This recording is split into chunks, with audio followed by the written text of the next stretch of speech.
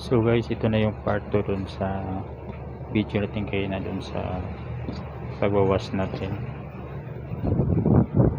Yan nakita natin dun sa washing machine. Pag niloload natin yung damit, yung nakita natin doon. So ito na po yung mga damit. Tapos siya na dryer.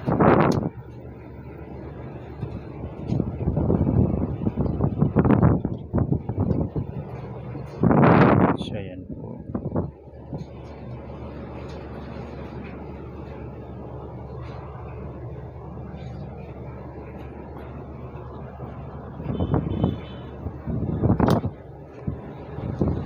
Ito yung shorts na to. Ito natin nakita.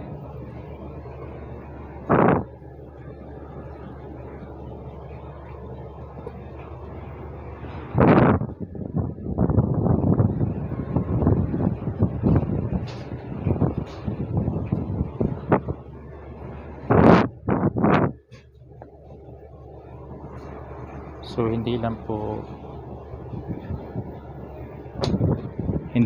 20 ang nakita natin doon guys, kasi nung pag tanggal natin sa dryer, ito po yung 20 pesos doon kanina sa habang niload natin. Pag tanggal natin sa dryer, ito may 2 piso pa pala siyang kasama. So yan po, mamaya lagay natin siya pag plastic natin. So meron po talaga guys na hindi natin siya hindi natin kita sa bulsa. Doon siya lalabas after dryer.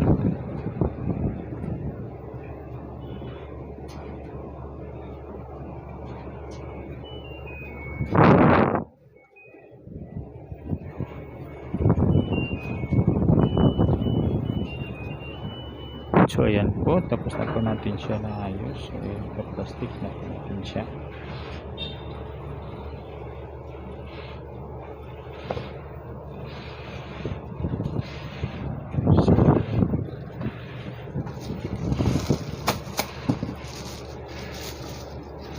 Matutuwa naman yung customer nito guys, dahil meron tayong dinala sa kanya.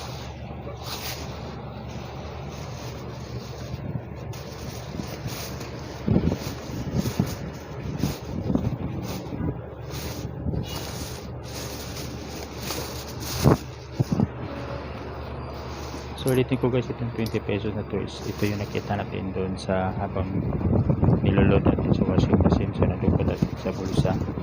So itong 2 piso, ito yung lumabas doon sa dryer. Yan po. So 22 pesos po yung natin, lost and found.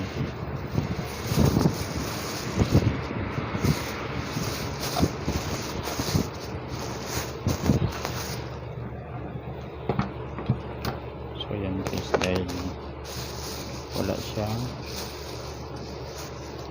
lagayan, so kailangan lagyan siya. So ito na po yung 22 pesos, kaya nandito na po sa plastic kasama sa mga damit niya. So check na matutuwa si customer guys. So yun lang guys, maraming salamat.